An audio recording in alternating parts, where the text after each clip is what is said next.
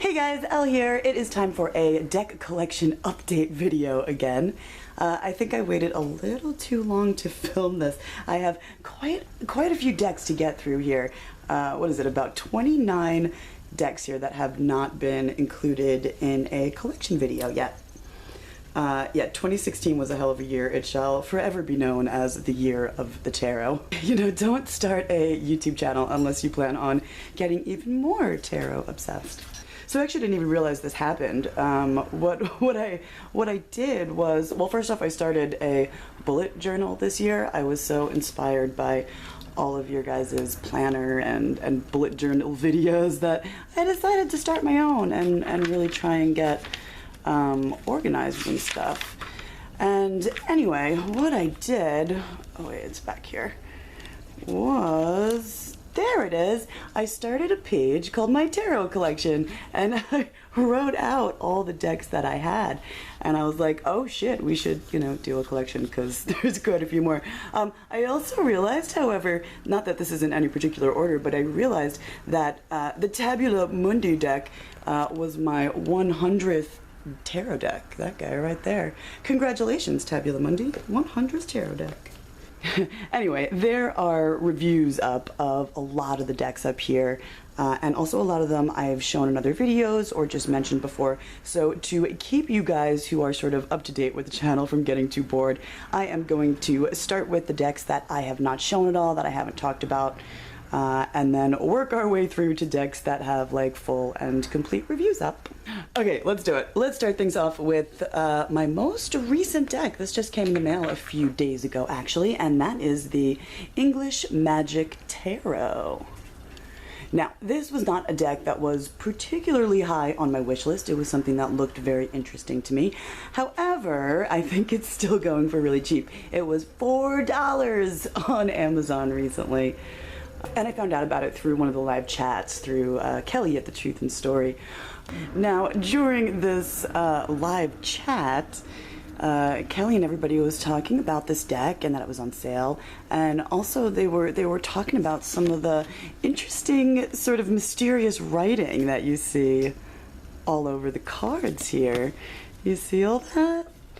So basically what's on here is you have some things like written in runes. You have little, that's another rune one. You have some things written in Ogham. You have some reverse writing.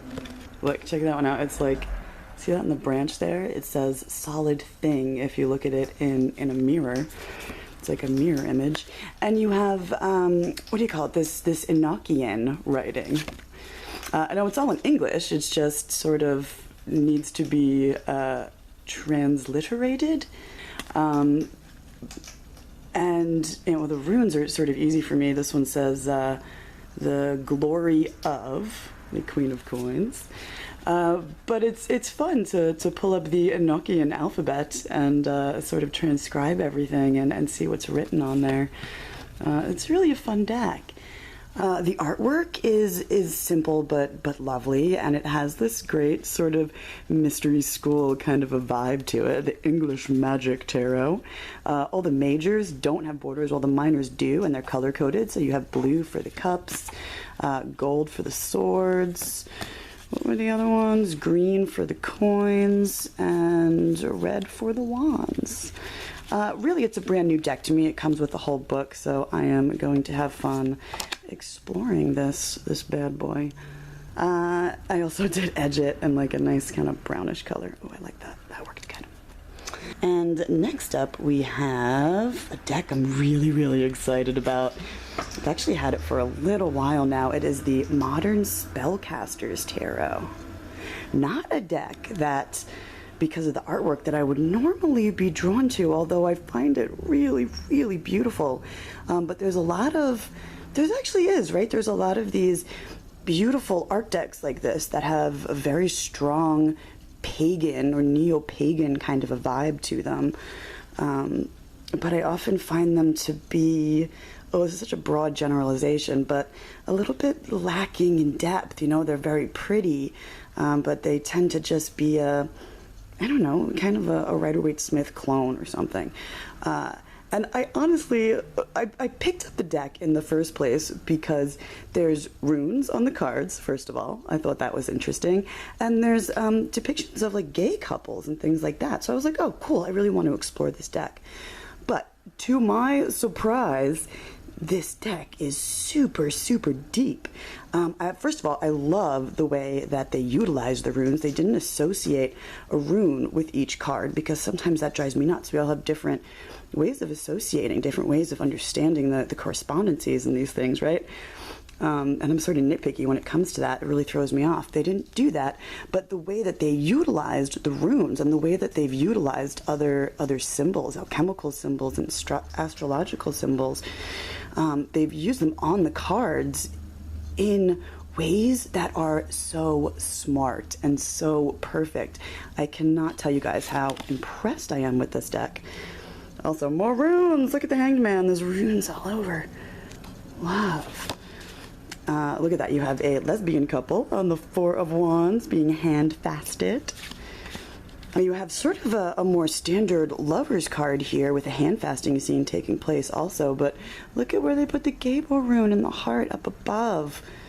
Gabo being the crossroads above and below, where the two meet, male and female, union of opposites. Yes, perfect. I even love this one, the Magician with the lightning bolt above his head.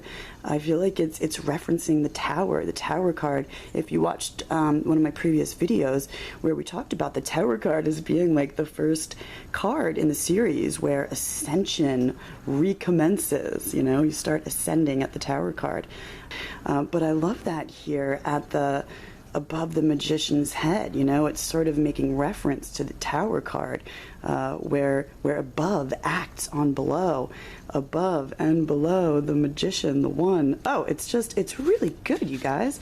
Look at this. It's even got like a very strong kind of a Nordic look to a lot of the swords cards. That guy looks like Odin. There's so many things I love about this deck.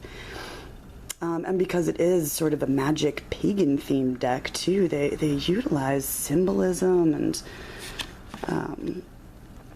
animal symbolism and everything. Just it really works. Look at that. I love this card. The knights aren't riding on standard horses. Some of them are on like a big bird. Here's sort of another homosexual couple. Like, how friggin' great is it to see that? Look, there's a little turtle, too. There's everything about this deck I really, really love. And I honestly did not expect to. The Chariot is carrying, like, a lighted up lotus. Oh, look at the use of the Perthro runes on the two pillars in the Priestess card. Perthro being the opening to the other side, you know, the entrance into the mysteries, which is exactly what's going on in this card. You know, while I wouldn't associate the Perthro rune with the High Priestess card in general, the use of the runes in the deck, where they are placed, and all the symbolism is, ooh, guys, it's good. Look at that. In the Two of Swords, you have a yin-yang on her shirt. The interplay of the two, duality. Oh, there's a knight riding on the eagle. Okay, I'm going to stop showing you guys this deck. I'm definitely going to do a full review of it, hopefully very soon. But that was the Modern Spellcasters Tarot. Next up, we have the only Oracle deck up here, but this is Kyle Gray's Keepers of the Light Oracle. Holy trucks! Aren't they just gorgeous? First of all, the backs are so pretty. The sides have this glorious gold gilded edging. Oracle decks are amazing. And check it out, guys. It's a deck of ascended masters and angels and gods and goddesses. This was not a deck that was on my wish list. It was a gift from my brother for Christmas, and holy shit, good job, bro. I am absolutely loving this deck. I feel like it was meant to be. I have always wanted cards with Ascended Masters on them. That's what I'm super, super drawn to in this deck. We got my Alchemist, Saint Germain. Oh my god, look at this one too. Like I said, there's gods and goddesses, so there's Freya and Odin. So good for me. Horus and I don't have it up here, Kutumi and who else do I really like in here? Oh, Melchizedek is in here somewhere. There he is.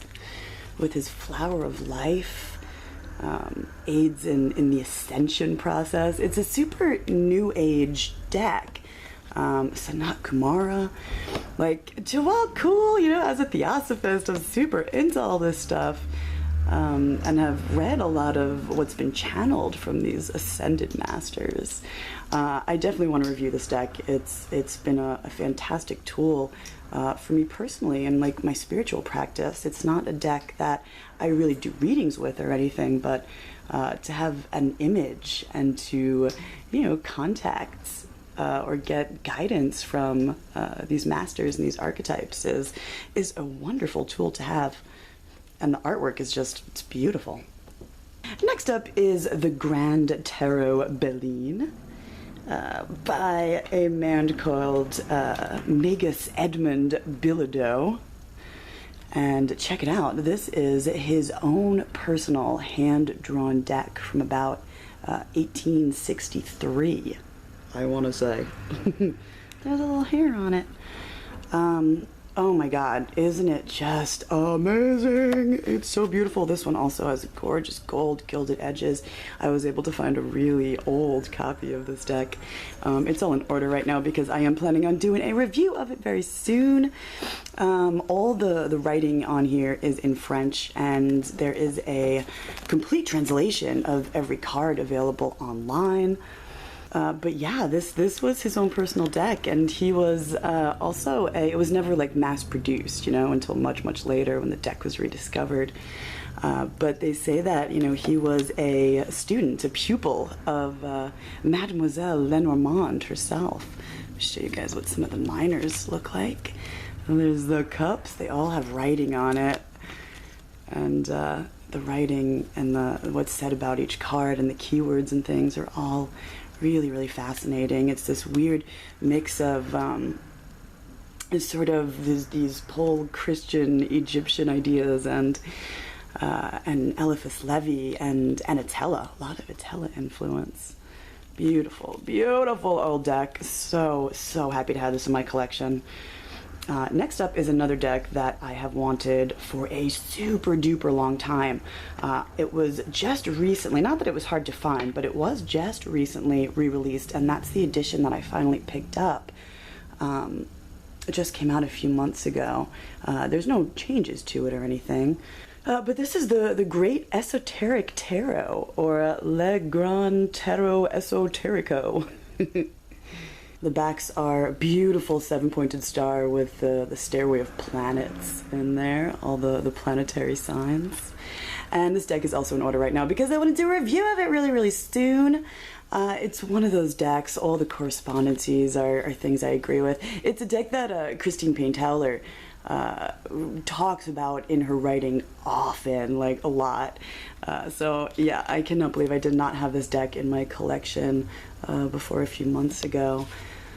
So this deck, a wonderful example of old Spanish esoteric tarot decks, was created in 1977 to commemorate 600 years of tarot in Europe. Now, since it's an example of this old tradition that goes back hundreds of years in Spain, this way of titling the cards and looking at the cards and drawing the cards, it's got a lot of Jewish and Hebrew and Atella influences. It's a very Kabbalistic deck.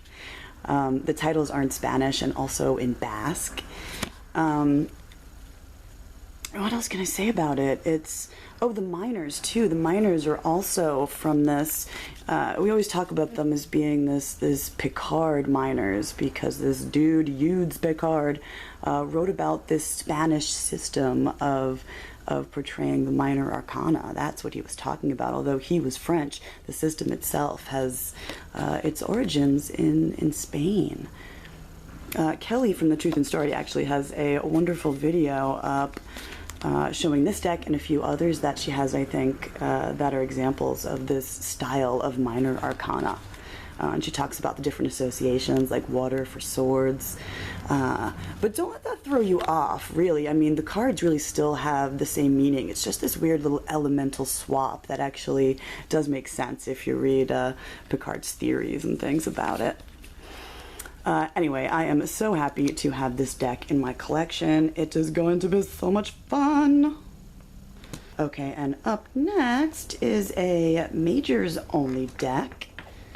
It is the Tarot de Marseille, the Millennium edition, and it's friggin' beautiful. The cardstock is like ridiculously thick. They are gorgeous. Look at the brightness of this deck. This is a modern Marseille deck. It is not a recreation of any in particular, or of any particular old Marseille deck. What the artist has attempted to do here, and I think has done well, what he did was rediscover the sacred geometry in the Tarot de Marseille. He utilized things like Metatron's cube and the flower of life and the platonic solids, and redrew and rediscovered those geometric images in the structure and in the imagery on each tarot card. That he says that he believes was sort of lost over time. So there's a lot of reorientation and slightly different coloring and a little bit of moving things around. But that is, one of the things that I have always loved, the relationship of tarot to sacred geometry. It's one of the reasons I love the Orbifold so much. That deck explores those relationships and that structure also in a different way. This one explores it through the ancient Tarot de Marseille. Really, really beautiful.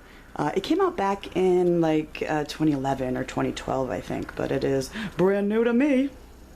Next up we have, well, actually the following two decks are Norse or Viking themed. This particular one is the Norse Tarot by Clive Barrett. It did go out of print for a while, but at least up until pretty recently you could get this through the artist's Etsy shop. And I sort of jumped on it. For a long time, I held off. This is in order actually right now. But for a long time, I held off on buying any decks that were Norse themed because I have my opinions. I have my own way of looking at this world, this cosmology, this mythology that is so near and dear to my heart that I thought it would be rather difficult to potentially see things that I disagreed with on the card. If I didn't think that this image mythologically, the meaning behind it belonged on that tarot card, if they were like opposing energies or something, that it would just really throw me off. And what I've been actually delighted to find out is that at least with this deck, the Norse Tarot and the Viking Tarot, there's really nothing that's off-putting in that way anyway. With this one, the imagery is super happy feeling, which is kind of nice for a Norse deck, right? Often it's like bloody and dark and cold. This has a very warm play out in the sun, community, happiness vibe to it. Look at the borders, all this Norse knotwork. Isn't that beautiful? Freya and her falcon and her cat as the Empress. There are runic Anglo-Saxon runes associated with each one that, again, I don't necessarily agree with that, but it doesn't really get in my way. I feel like this deck, actually both, this one and the Viking Tarot, are both incredibly Rider-Waite Smith. So even if there are a few cards that I'm like, I wouldn't put that there if this were my deck, I can sort of just sit with it and figure out my own way of interpreting it. And as it does really just display Rider-Waite goodness for the most part, it's been pretty easy for me to get over and work with. It's really fun, it's sort of like, let me show you some minors. It's sort of like worlds collide, I love the tarot and I love the Norse mythos, the Norse cosmology. See that? That is the 8. For all the minors, there's the letter of the suit. So C for cups is down here, and the number in Roman numerals at the top. But that's the 8 of cups. Very, very similar to Rider-Waite Smith. There's your 9 of cups. Yeah, it's been fun. I don't know why I stayed away from Norse-themed decks for so long. I've gotten over it, and I'm enjoying it. And next up is the Vikings Tarot. This is actually the deck that got me started. with the Norse theme things. This deck has much more of a mystical sort of a quality to it. This one's in order also. I've been comparing and things. And I think, in certain situations with this deck, the meaning even just goes a little bit deeper, but maybe that's because of the more ethereal sort of quality of the images. It's not so, this is this, you can interpret them a little bit more loosely, the scenes in this deck. Although in the little white book, it does give you, what is everybody, where it comes from, or at least who the characters are, even if it doesn't give you the whole story.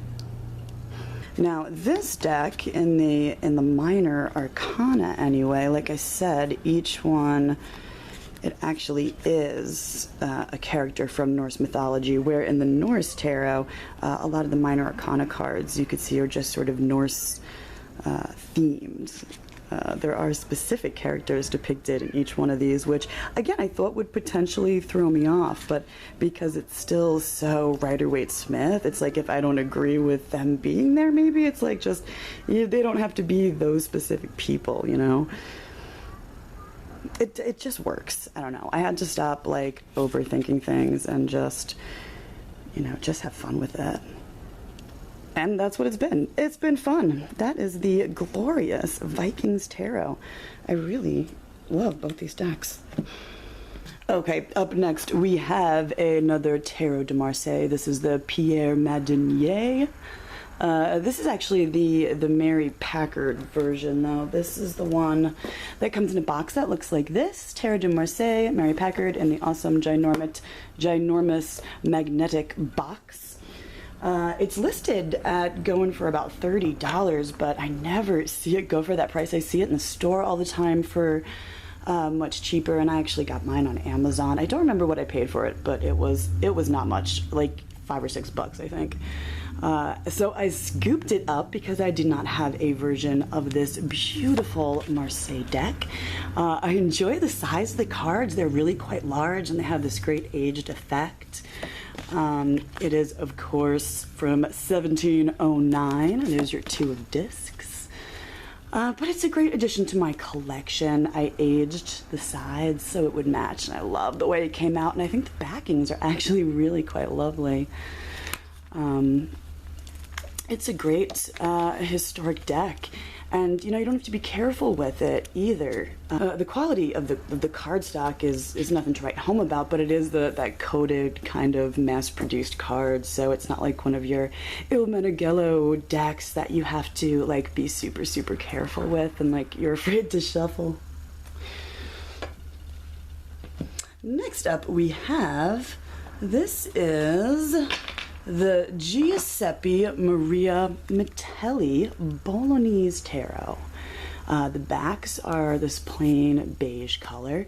Now this is, I think this is in order actually. Yeah, this is the Dal Negro version of the GM Metelli deck that comes from, well, it was drawn, I believe, in 1664. This is an old deck, you guys. It's a really old deck, and it's absolutely beautiful. But this is the Dal Negro version that has been colored in.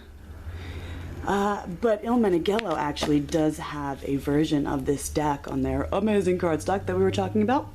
But theirs is in what I assume is the original black and white form. But I really like this version. I love the coloring that they used. It really gives it a pop and still has this authentic feel to it.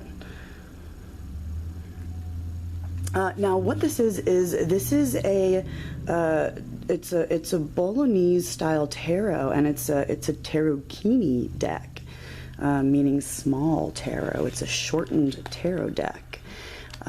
It still has 22 major arcana.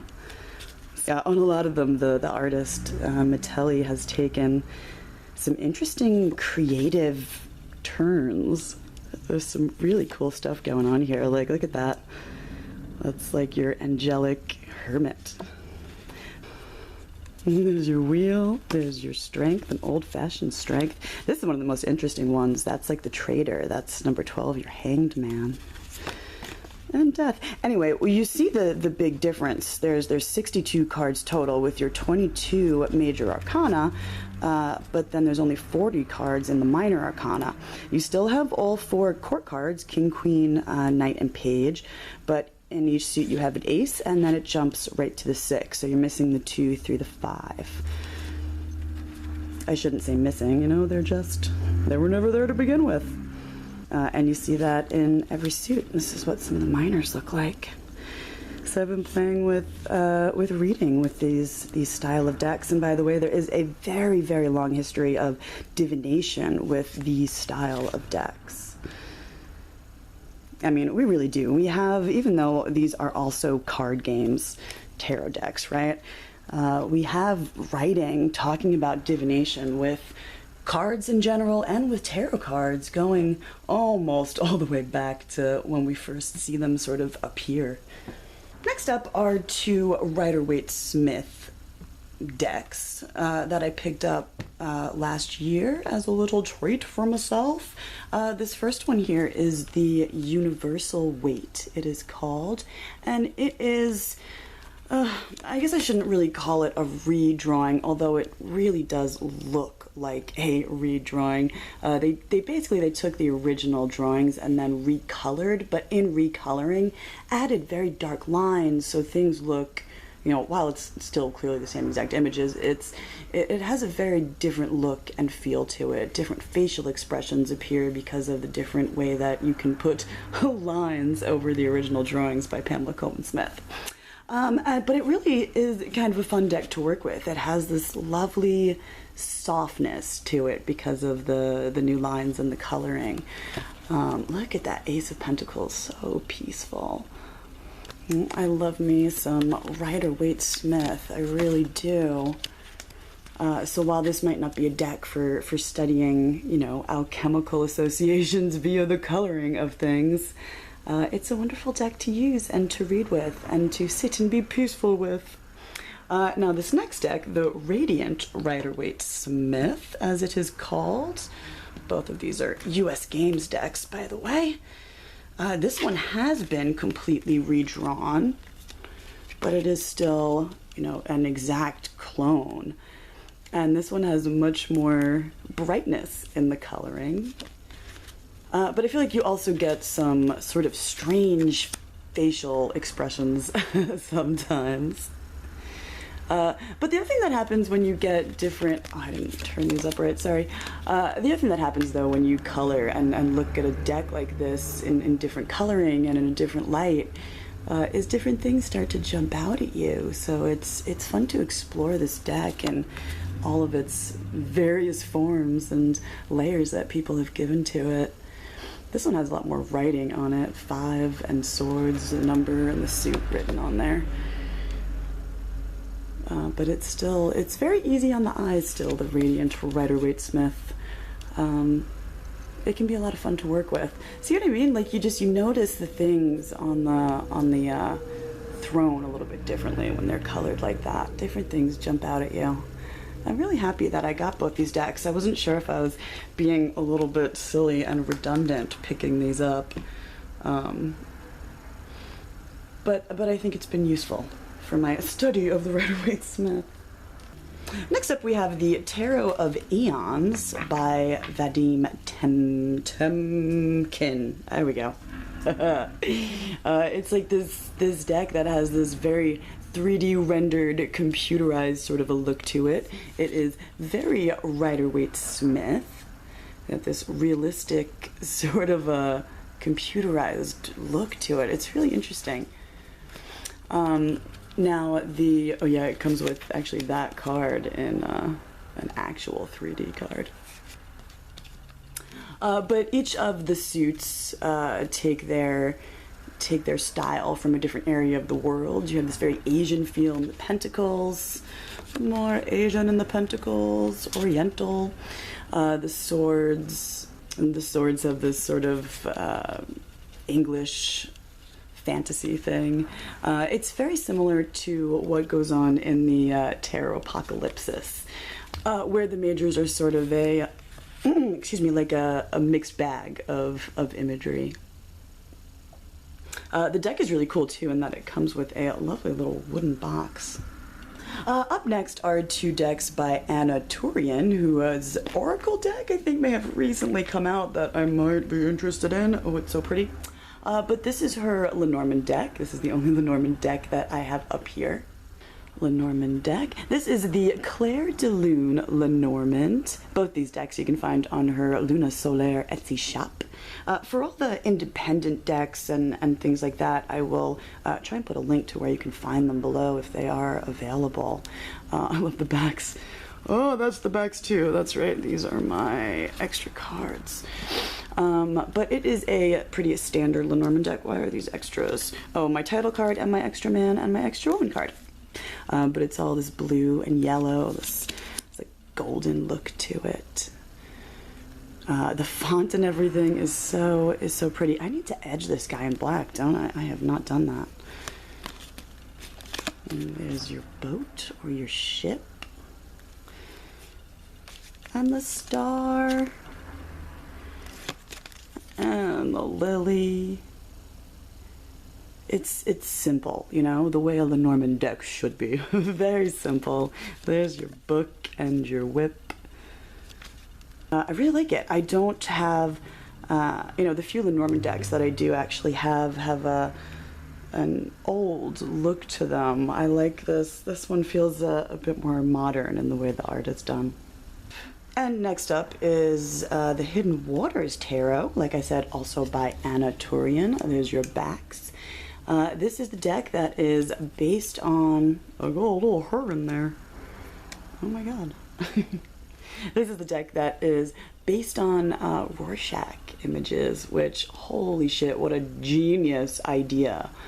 You know, tarot utilizes that good old intuition and to have imagery that you can sit with and morphs and means different things at different times. This is the kind of deck that every time you read with it, you actually literally see something different. It's a wonderful, fun kind of a deck that really grants you access to your unconscious, your subconscious. It's the kind of deck that when you sit to do a reading for yourself, it will go on for hours and hours, and it's fun. But that is the beautiful Hidden Waters Tarot. I decided not to edge it. I didn't want to have any black, and it's got these great black backs, and it would look gorgeous if it were edged, but I really didn't want to mess with that pure white front. I was like, if I get a little piece of black up there, like my eye is gonna so easily be drawn to it, especially with the amount of staring into these cards that you end up doing with it. These next 2 decks that I'm going to show you are from France, from a gentleman by the name of Igor Barzilai. I will put a link below to his site, and if you want to see a complete walkthrough of this deck and the next one I'm going to show you, check out my video that's called, I think, Surprise Unboxing from France or something. It's these 2 decks that were in there, and this one is the original 1899, I think, Oswald Worth Tarot. Oh my god! Oh, the cardstock is like Il Menegello. It's like to die for. It's wonderful. The size is just perfect, and the detail and the time it takes to create these cards by hand it's magic. I love Worth's Moon card. Can't you just like step right into it? Ugh, Eros Gamos. And the other deck that I ordered from him is this guy. It is called the Belline Tarot. He does have another deck that is also available in a mini version called, I think, the Belline Oracle, which is basically the 16 court cards, also done in a coloring like this, where each card is like one general color. It moves through the entire rainbow as you move through the sequence of the major arcana and work your way through the rainbow to cross the rainbow bridge, right? To get to the other side, to ascend. But first you must descend into the devil. I fucking love this adorable little deck. It's so itsy bitsy. And I love sort of the blocky way that he went about recreating the Tarot de Marseille here. All the titles are in French. And like even just the coloring, it's like it's not all one orange. There's variations of it in there, so it's very easy to see everything. Amazing, beautiful, wonderful little deck. I really do need to pick up the Belline Oracle to go with this one too. So the next deck that I'm going to show you, this little one with the red backings here, is the deck that comes with the newer release of this book, The Tarot of the Magicians, the one with the intro by Maritxu. And as it said there, it includes the 1889 Worth deck. And it is basically the same deck that I just showed you that was created by Belline, France. But it is just you have to cut the cards out by hand, and you know, it has a slightly different look to everything. This one's much more smooth, and it's been copied and recopied. This one looks so authentic. It's amazing. But it's nice to have this little mini version of the same deck also. There's even a cool aged effect on the cards that I quite like. And then they come with this red backing, and I edged it in red. I do show the entire deck in the Oswald Worth videos that I have up. This next deck, I do not have a full review up for this one specifically, but this is the new edition of the Agni-Rorik Tarot. I have a full review up of the old one, and the other thing that I have up is a side-by-side comparison of that deck, the original Agni-Rorik, and this one, the new one, because while they have a lot of cards in common that have stayed the same, there are an awful lot of changes. They use different paintings for a lot of the images. So it's nice to have everything in English on this deck, but at the same time, it's like a completely different deck. I feel like I have two Agni-Rorik Tarots right now. So I made that video if you want to see both decks. It's really a full walkthrough of this deck, though. I love his artwork, and even I know in the original review of the original deck, you know, I was talking about how it's very Rider-Waite Smith, and everything feels like it belongs. You know, there's no imagery that I find counterintuitive to the number in the suit or anything like that, and the same is true of this deck. I don't think it's any more or less Rider-Waite Smith. Some cards are very Rider-Waite Smith, and a few are like a little bit different, but still seem to convey the same message. And the artwork is utilized wonderfully again with this new edition. And actually, it is super, super nice to have an Agni-Rorik that I can actually shuffle with easily and use to do readings. Much, much easier. The other deck that I own is ginormous and very, very thick. This one's much, much easier. It's definitely become more of a go-to deck now. Okay, so that brings us to our top row, and yeah, I think every single deck up here I actually already have a full review up of, so I will go through these guys pretty quickly. You know, if you want to see more, by all means, check out their reviews. I will try and put a link up for all of them down below where all the decks are listed here. But this guy is my latest Robert M. Place, actually the latest from Robert M. Place. This is the Marziano Tarot, aka the Michelino Tarot. And it is an utterly fascinating deck. It looks obviously nothing really like a tarot deck, you know. This is a major arcana, basically, or a fifth suit. This is number 3, Pallas, representing Pallas Athena. This is the Ace of Doves, that's right. There's your 3 of doves. And these are turtle doves. All your suits are different. Here are your phoenixes. And this is the King of Eagles. So it's really quite different, and it's a fascinating deck with a fascinating history. If you want to know more, by all means, check out my full review of the Marziano Tarot by Robert M. Place. Love him. Next up here is the Little Monsters Tarot. Oh my god, it's so cute and little. This is the latest from the pairing that brought us the Oh, what's the name of their other deck? The Efflorescent Tarot. Good Lord, I had such a brain fart there for a second. I'll put a link down below to their Etsy shop, where hopefully you can still find this deck, because it is such an adorable, wonderful, little, cute deck. And I've said it before, you know, it's not the kind of thing I would usually be drawn to, but I literally could not stop myself from just being mesmerized by all of these images. It's done in the most simplest way too. It's just like these little ink drawings, and they're so evocative. They're so emotional, and then they're silly and cute without being too silly and cute. You know, there's this depth of meaning, I feel like, in every single one. You know, it's certainly not a super esoteric deck or anything, but look at this. There's so much interesting things going on in these very simple images. And it's still a very Rider-Waite Smith deck. The names of the courts are a little bit different here, actually. You have child, you have knight, you have queen, and you have king. 5 of arrows. You have different names for the suits too. Anyway, check out the full review if you want to see a whole walkthrough.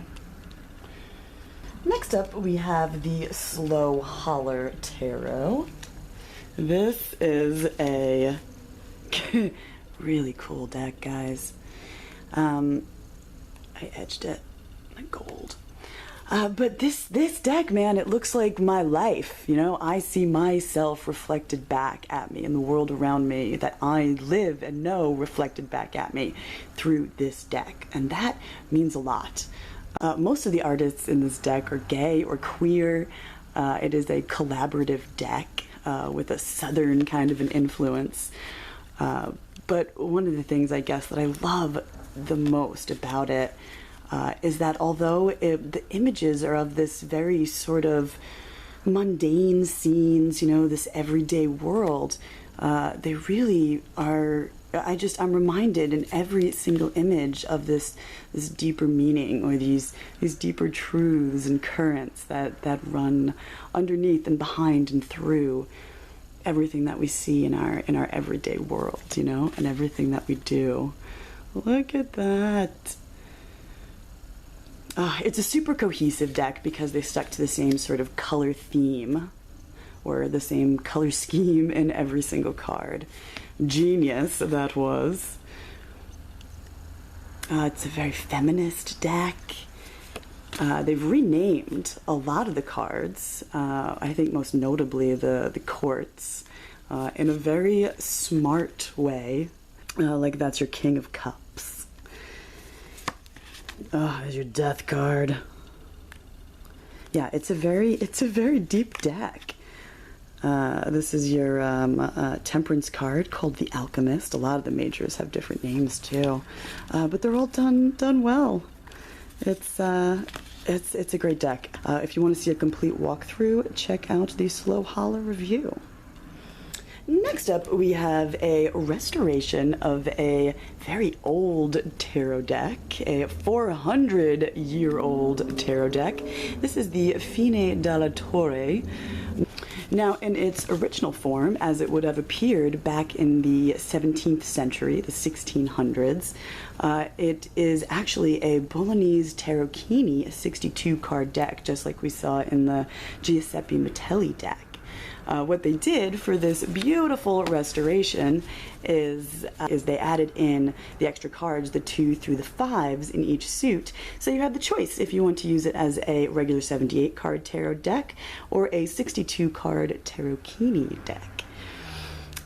This deck has really survived to us. Of the 62 original cards, only I think 6 cards are actually missing and had to be completely recreated for this deck. One of the things I love about this restoration, though, is they left it looking sort of old. So it's really, here's an example of each suit. It's really a well-done deck. The card stock is like freaking phenomenal. It is similar in that it's textured and everything to some of the Il Meneghello decks. This one coming from the Museum of Tarot.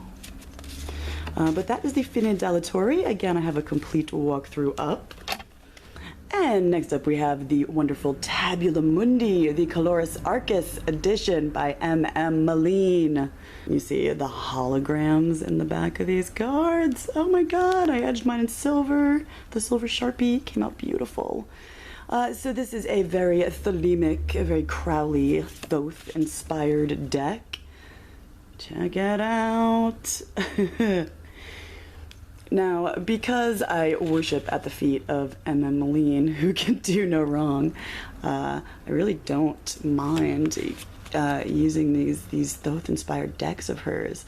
You know, I have nothing against Golden Dawn and the Thoth deck and everything.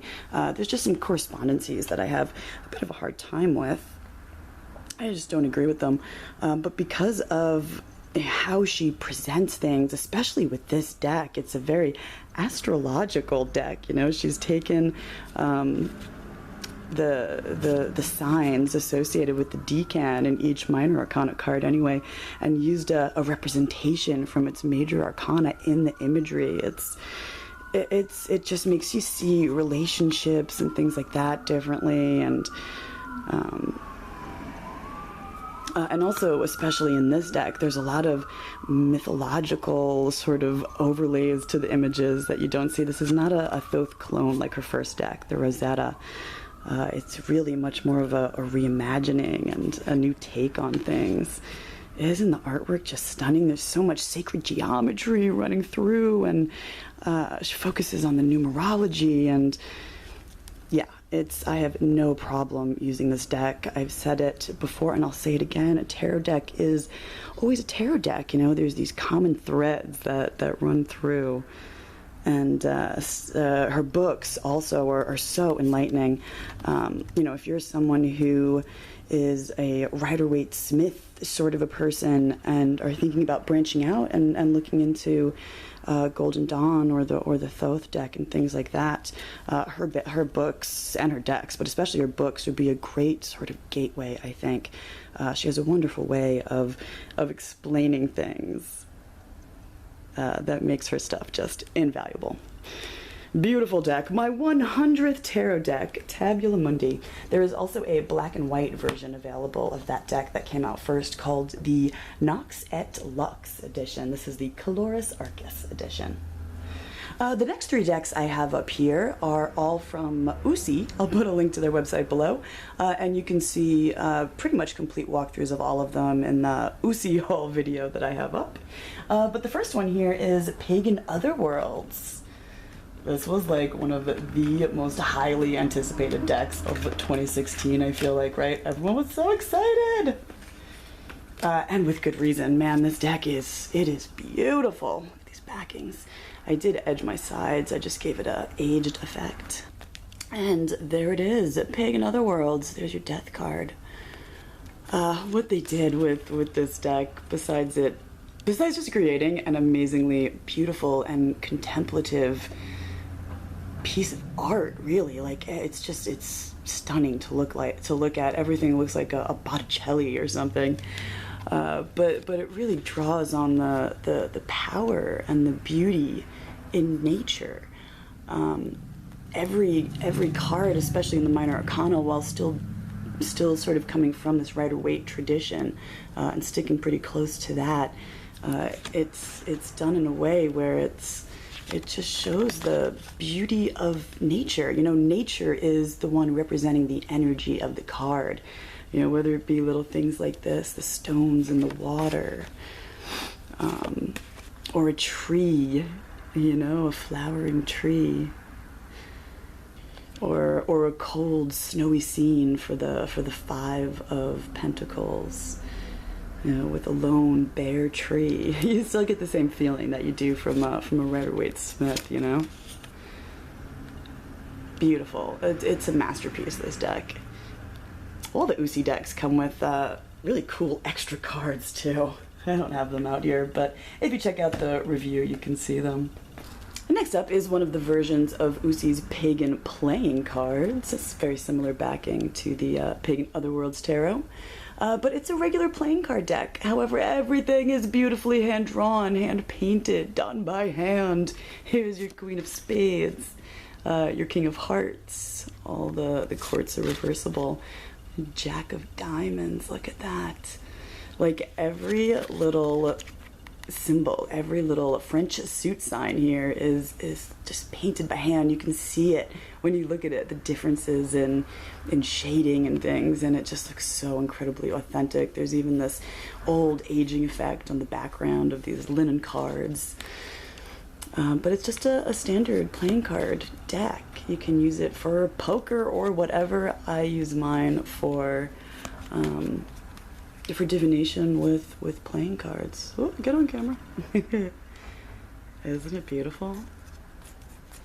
Look at that. Oh my god. Queen of Clubs.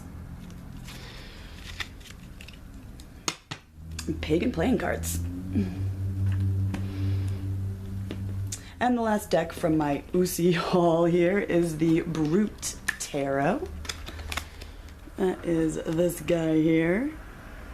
Now, this deck is a modern take on the traditional Marseille, basically. They were inspired by things like brute architecture and they call it brute artwork, and it's very forceful and geometric. But the coloring also gives it this very soft, earthy kind of a feel, I think. All the people are faceless, but it does not feel impersonal to me. I really, really enjoy this deck. Now, it does have French suit signs throughout, and all the minor arcana are, just like you saw in the pagan playing cards, French suit sign playing cards. That's your Fool. But they look like this, the minor arcana. So I think it's also a really cool deck to use if you are thinking of branching out to divination with playing cards or something like that, or just even working with pip cards, because these are pippy cards, you know? You don't even have the traditional Marseille sort of arrangements to work with or orderings. However, there is very interesting orderings with traditional playing cards too that you can draw on. But that's the Brute Tarot. And as we wind our way to the end here, we come to the Tarot Apocalypsis. This is from the artist Eric C. Dunn, who created the Tarot Illuminati, and Kim Huggins, the wonderful Kim Huggins, wrote the guidebooks for both of these decks. The guidebook for this deck, by the way, is so much fun to sink your teeth into. It explores the mythology behind each card so wonderfully and in-depthly, and it even brings you to a kind of a new understanding of each tarot card. It was a really fun read. But the art has this sort of a very computery, I call it, I don't know what the technical term is, computery collaged sort of a look to it. Either you like it or you don't. I wasn't sure it was something I would really enjoy, but the deck is just so much fun that it doesn't bother me. I find it beautiful, actually, after having worked with it a little bit. So each of the major arcana actually represents a different sort of mystery school tradition, and you venture all the way into sort of a different place in the world, a different time, and a different spirituality. Here you have Egypt with the wands, and then travel throughout Asia and India, there you go, and the pentacles. The cups are this Greco-Roman world. And the swords are my favorites. You travel to the north, to the Norse and the Vikings with the swords. There's Loki as the Prince of Swords. There's your Gnostic Sophia on the World card. The Anima Mundi, Ma'at as Justice. It's a really fun, beautiful, beautiful deck. Very easy to work with because it is still a very Rider-Waite Smith style deck. And lastly, in our tarot collection update, we come to the deck I have most recently done a review of, actually, and this is the Cariel Visconti. This deck is very cool. It's a very, very old historic tarot deck, maybe the oldest deck in existence even. Here you see one of the cool things about this deck, in that there are 2 pages and 2 knights in each suit. Here you see the female Knight of Coins, and there is our male Knight of Coins. Here is your original traditional death card. This is one of the additions to the deck. There was no Hanged Man. Luigi Scapini does the artwork for the missing cards in this deck. Here's your original Queen of Coins and Luigi Scapini's King of Coins. I have a full review that covers some of the history and some of the really interesting things about this deck we talk about, so check that out if you are interested in learning or seeing a little bit more of the Cariel Visconti. Oh my god, we did it! We got through all my decks. Alright guys, thank you so much for watching. I'll see you all real soon. Check out below for links to where you can find some of these decks. I'll also include links to the rest of my tarot collection videos. Out of control, guys. It's out of control. Mwah. I love you. Bye.